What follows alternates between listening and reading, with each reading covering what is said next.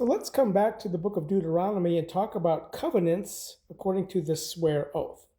Again, in Psalms 105, 8 and 9, the context of this swear oath concerns Abrahamic covenant, Isaac, the promise, which would result in the Christ, the seed of Abraham, and all who faith, who remember his covenant. Not the Horeb covenant, not the Mosaic covenant, but the Abrahamic covenants. Where the swear oath here is also seen in 1 Chronicles 16,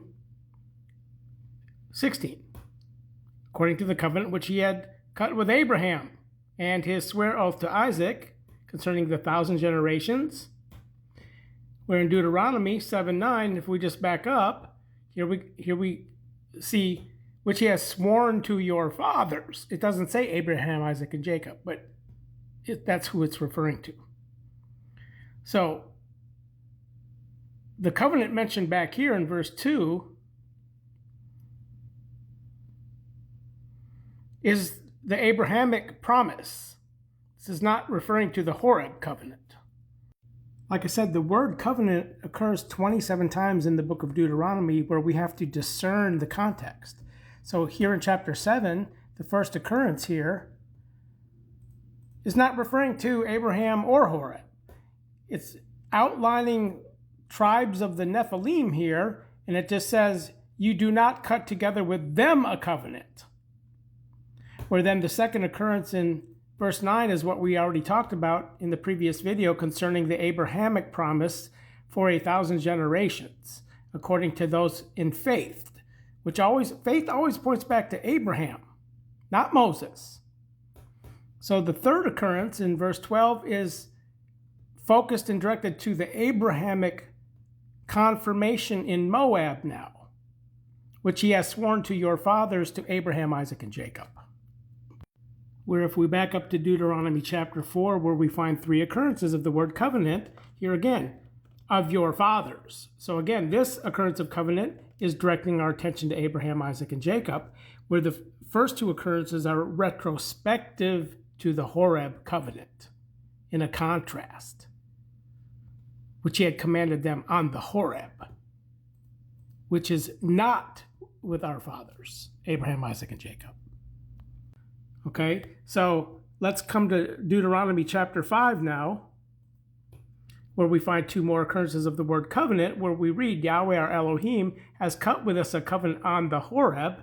Remember, it's retrospective, looking back to Horeb, where these 2 occurrences are also retrospective, but this occurrence is Abraham, Isaac, and Jacob, our fathers, where then we read, not, this is the emphasis, not with our fathers has Yahweh cut this very covenant, the retrospective look back to Horeb. So the covenant with the fathers, Abraham and Isaac and Jacob, is a different covenant altogether. Okay, so the promise to Abraham, Isaac, and Jacob is where we have to direct our focus back to. We're not going back to Horeb, because the one Moses spoke of concerning a prophet out of your interior, out of your brothers like me, already arrived, Yeshua. Okay? And he fulfilled the Horeb covenant. He fulfilled all of this. So we're going to Abraham now. We're not returning back to Sinai Horeb. So I suppose while I'm at it, let's just keep going. We've already covered all of the occurrences of covenant. Now, here in Deuteronomy 8:18, again, the covenant here is directing our attention to Abraham. And you do remember, okay, this is a key word also, to remember Abraham, Isaac, and Jacob. The Holy Covenant, that's the Holy Covenant of remembrance. Luke chapter 1, verses 72, 73, to do mercy with our fathers and to be reminded, remember on his holy covenant, according to the swear oath that he swore to Abraham, our fathers. The swear oath, 1,000 generations. And so you do remember according to the covenant, Deuteronomy 8:18, which is not Horeb. We're in Moab now. Which brings us to Deuteronomy 29:1. These are the words of the covenant. What covenant? The covenant that is being established this day with Moses, apart from the covenant he had cut with them on the Horeb. So here the Hebrew word apart means separate, alone, by itself from Horeb. And what is this covenant? Well, if we continue to verses 12 through 14, where we see two more occurrences of the word covenant, to confirm you this day to himself for a people, to who? And according to what purpose? Well, according to that which he had sworn to your fathers, to Abraham, Isaac, and Jacob. We are getting out of Sinai Horeb now. We are in Horeb until the promised seed came 2,000 plus years ago. All right, so we're not in the Levitical priesthood now. We're in the Melchizedek order, not the Aaron order. We're then in Deuteronomy 29:21. The covenant according to an oath curse is the swear oath. So this is not the Horeb Sinai covenant reference. This is still in conjunction with the Moab covenant apart from Horeb. Where in verse 25, the coming out of Egypt covenant would be Horeb, according to those who had forsaken, versus those in chapter 5, verse 3, who are the living ones here. Now in Deuteronomy chapter 31, the aim-giving Torah that Moses wrote down concerns all the instruction of the Moab covenant. Okay? And they're putting it in the side of the Ark of the Covenant now.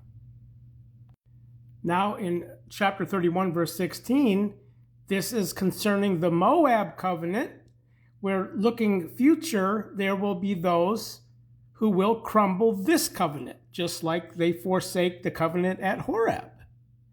So this is not looking back to Horeb. This is now concerning Moab, the confirming back to Abraham, Isaac, and Jacob covenant. Or then again in Deuteronomy 31:20, anything that is sworn to the fathers looks back to Abraham, Isaac, and Jacob, where in relationship to this covenant, they will turn, they will spurn it, and they will crumble it. Just like you see the straight as the gate people, all of the Torah talkers, the 10 talkers. They're spurning it right now. They can't get out of Horeb. They can't get out of Sinai. Now the Ark of the Covenant is the Horeb covenant, but what Moses is writing down here concerns all the instructions concerning the aim-giving Torah of the Moab covenant. Here in the last occurrence of Deuteronomy 33 is seen in conjunction with Jacob. Okay, so Jacob and Israel are basically poetic parallels.